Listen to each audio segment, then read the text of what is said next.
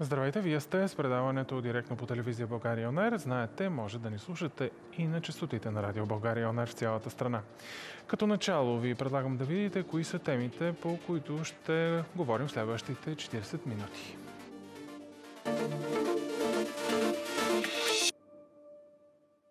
Преди Коледа търговците отчетоха задържане и дори спад в оборотите си. Каква обаче е равносметката след празниците и колко са похарчили българите? Гост Аксиния Баева от Българската ритейл асоциация. И още. Първи ледени дни за тази зима, но с прогноза за осезаемо затопляне. Останаха ли в миналото снежните зимни месеци? Отговорите от доцент Лилия Бочева от Националния институт по метеорология и хидрология. И така, след голямото пазаруване по Коледа започна и голямото намаление. Търговците и тази година направиха доста продажби. Оборотите обаче като че ли не са това, което всички очакваха. Да видим дали така ще изглежда сега по време на традиционните след новогодишни намаления. По темата говорим тази вечер с Аксиния Баева. Здравейте и добре дошли. Здравейте. Сега да започнем с анализ, може би, на коледното пазаруване. Част от цифрите, които видях, май не са такива, каквито всички искаха и очакваха, или? Така е. Така е. По-скоро може да се каже, че ритейл сектора глобално погледнато не изпълни плановете си за декември. Разбира се, много голямо значение има какъв е бранша и особено какво е ценовото позициониране на бизнеса. В ниския ценови сегмент със сигурност имаше реализирани големи ръстове, докато в среден, да кажем, имаше забавяне и задържане на оборот е по-скоро равен на предходна година. В луксозния сектор колегите отчитат и спадове. Това, което със сигурност видяхме, е, че коледни пикове няма. Пак отново зависи от бранша. Сега, ако говорим за бранш детски играчки, естествено в декември месец е сигурно 100 пъти по-силен от всеки друг месец в годината. Но започвайки още от черния месец, защото не беше черен петък, ноември месец, седмица, месец, беше една борба за разчистване на стока по пазара и онлайн търговци, физически търговци започнаха много рано с намаленията, продължиха ги след черния петък и като че ли това беше част от коледното пазаруване по наши наблюдения. Означава ли това, че в този период, както вие го наричате, черна седмица, месец, седмица няма значение. Някои използват и други цветове, даже за игравка има някаква като търговски трик. Означава ли, че тогава пък имаше много голямо пазаруване? Не. И тогава не? Не. Ако говорим за дрехи и обувки, там по-скоро имаше едни умерени ръстове, които обаче до голяма степен са детерминирани от инфлацията. Тъй като ние 2023 я бележим с една много голяма инфлация. При по-високи цени, естествено, че имаш ръст в оборота. И затова ние винаги гледаме и ръста в бройки. А там, ако нещата са същите или са с по-малък ръст, отколкото ръста в сума, това означава, че ти започваш да се задъхваш за печалба. Защото реално 2023 беше година, която беше борбата за маржа заради непрекъснато растящите разходи. От една страна цената на труда, това всички го знаем, няма да кажа някаква новина. От друга страна цената на тока, от друга страна всички режийни, но и факта, че целият пазар беше залят с тока, пост-ковид. Всички ритейлери така по-оптимистично бяхме планирали, бюджетирали, бяхме купили стока и изведнъж пазара се видя блокиран с тока и тогава нормално тръгват дълбоки намаления. Така че ти продаваш на по-ниска цена, купил си стоката на по-висока цена, плащаш повече за труда на служителите и найма на магазина и ето това беше 2023. Което означава ли като анализ, че всеки от нас е изхарчил по-малко пари, отколкото през 22-а? Имаше проучвания, които излязоха в края на миналата година и те казаха така, може би изхарчената сума е сходна, но сме направили подаръци на повече хора, ако говорим за Коледа.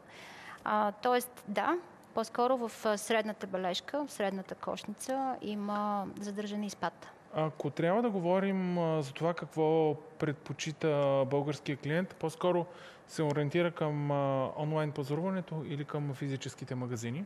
Към цената. Българският клиент е ловец на промоции. То не е лошо. Не. Онлайна, той е силен фактор и ще продължи да бъде глобално погледнато. Но след това вече по браншове, ако гледаме в разрез цифрите, какво се оказва? 2023 по-скоро всички отчитат задържане на онлайна на фона на предходната година, която беше детерминирана от COVID ограничения, всякакви пред посещение на физически магазини. Там имаше грабадни ръстове. 2023 по-скоро има задържане или спад. И силно зависи от бранша. Например, направи си сам. Едноцифрен процент в бизнеса онлайн магазина на един магазин, който продава мебели и стоки за строителство. Докато в бранш като дрехи, обувки, книги, там може да стигне до 40-50%. Точно така. Да, точно. Означава ли, че продължаваме да променяме по някакъв начин потребителската си култура и с идеята да пестим време и да имаме достъп до по-голям списък от стоки? Да. Предпочитаме онлайна вместо физическия магазин? Предпочитаме не е точната дума, тъй като физическите магазини продължават да правят много по-големия обем в бизнеса на компаниите, търговци на дребно. Предпочитаме не е точният термин. Да, има, ако разделим по възрастова група клиента, най-младите, да, те предпочитат. Електронното пазаруване. Да, но, примерно, говорейки за семейство с деца, искайки те да напазаруват за цялото семейство и за детето, стоки за училище, примерно, и за родителите, там физическия магазин се предпочита. Истината е, че има ренесанс на физическите магазини след COVID и това не е шега. Това е една от прогнозите, която не се сбъдна. Като казвате сега за този ренесанс, означава ли, че физическите магазини вече правят понякога и по-големи обороти от търговците, които предлагат стоките си в интернет пространството? Да, има такива търговци. Да. Привличат клиентите с промоции, с промоции, с възможност за социализация. И това ли е всъщност притегателната сила? Защото ако цените са еднакви, логичното за мен е аз да си купя нещо онлайн и да си спестя час или два обикалене. Да, обаче в физическия магазин има един друг фактор и той се нарича доверие. Ти си го посещавал, ти познаваш дори хората, които те обслужват. Ти знаеш, че ако имаш рекламация, отиваш и тя бива удовлетворена на мига или някаква замяна, ако ти се налага. Докато в онлайн пространството съществува една така по-висока степен на несигурност. Какво може да се случи след продажбата? Добре, сега отваряте обаче една болна тема за част от потребителите, които често казват ние си поръчахме едно, то на картинката изглеждаше по един начин, пък дойде нещо съвсем различно. Оказва се, че някои са си купили доста добри имитации, ментета, други са попаднали на фалшиви сайтове. Как изглежда борбата с всичко това? Тя в момента, тази борба от наша гледна точка на ритейлерите, които работим изцяло на светло и продаваме това, което твърдим, че продаваме, тази борба изглежда непосилна, тъй като от наша гледна точка няма достатъчни регулации в държавата. Ако излезем от регулациите и отидем в обувките на клиента обаче, за мен нещата са много прости. Клиента просто трябва да бъде осъзнат. Клиента не трябва да бъде един сляп ловец на промоции. Той трябва да търси устойчивост в това свое поведение и в изборите, които прави.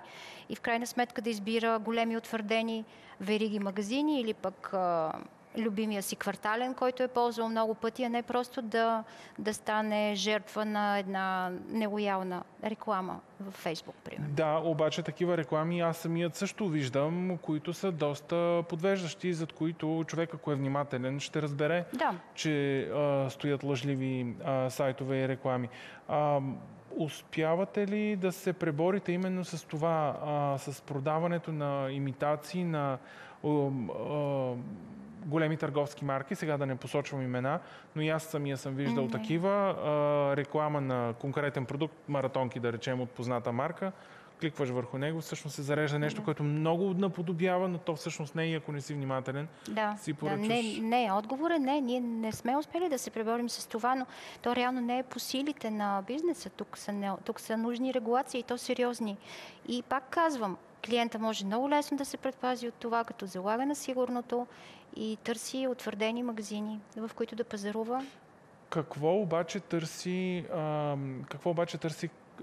клиента? Качество на по-висока цена или заради инфлацията, за която говорите, по-голямата група хора вече правят по някакъв начин компромис, за да купят нещо с по-ниско качество на по-ниска цена. Все пак, за да могат нещо да купят.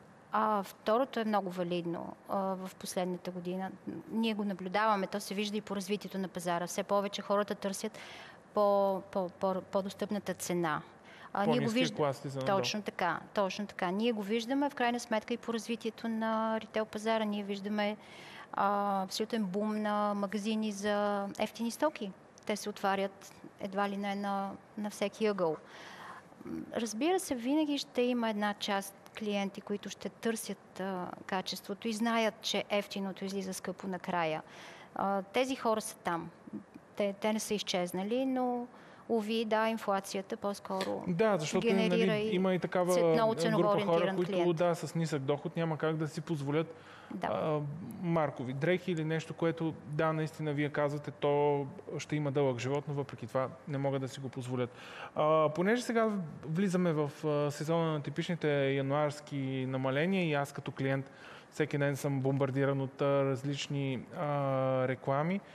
Очаквате ли сега тези промоции, тези намаления след празниците да дръпнат малко повече? Да, ние вече имаме първи цифри, така че имаме проверка на реалността и тя е по-скоро сходна с декемврийската. Не очакваме големи ръстове. Прогнозите за 2024 са ни една идея резервирани спрямо тези за предната година. След като сметката ни излезе през 2023 ли? Точно така. И просто стоката все още е на пазара. Има много стока. На пазара промоциите ще са големи, а същевременно клиентите няма да купуват непременно, защото нещо е в промоция. Това е другото, което го забелязахме миналата година. Купуваш, трябва да ти трябва, за да го купиш. Има и такива, които купуват, защото просто е промоция. Да, спонтанните покупки са една идея по-назад вече. Това отново обусловено от инфлацията или от други фактори? По-скоро от инфлацията и от този данък несигурност, който плащаме предвид всичко това, което слушахме като говорене миналата година за драматичната криза, която ще помете всички нас. И не се получи много точно това. Не се получи много. Да, обаче вие казвате, виждате го в оборотите. Понеже казвате, хората се връщат към физическите магазини, наблюдавате ли, ясна тенденция всички в мола или по-скоро до конкретен магазин, където знам, че ще намеря този кълъв за очила, например? Върнаха се хората в моловете. Ние, ритейлерите, определено бяхме силно изплашени от това, което видяхме последните 3-4 години покрай пандемията и рисувахме бъдеще, в което хората няма да се върнат в моловете. Това се опроверга. Хората са там, хората са навсякъде. Хората обичат да ходят в момента в физически магазин.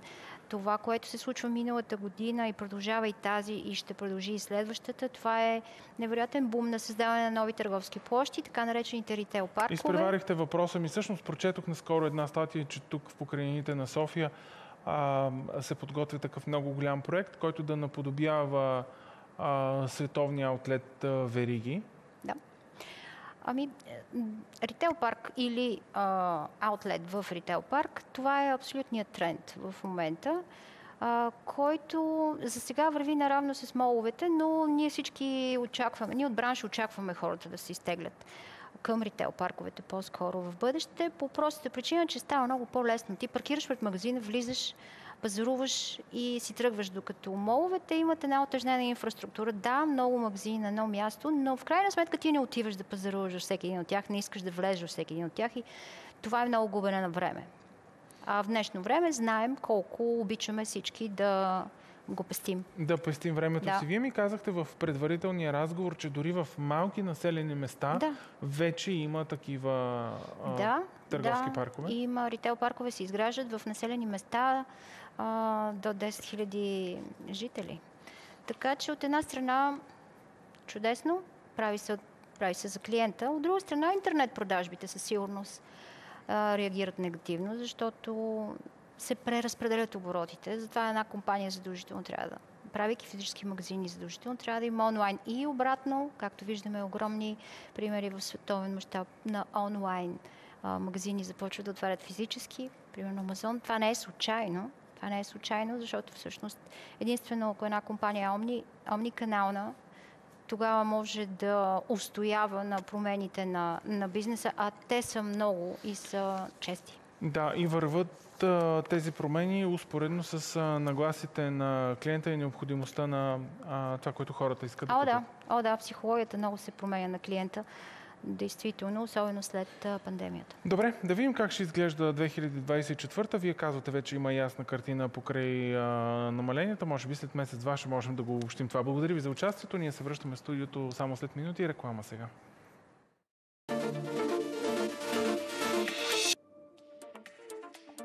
Първи ледени дни за тази зима, но с прогноза за осезаемо затопляне. Останаха ли в миналото снежните зимни месеци? Отговорите от доцент Лилия Бочева от Националния институт по метеорология и хидрология.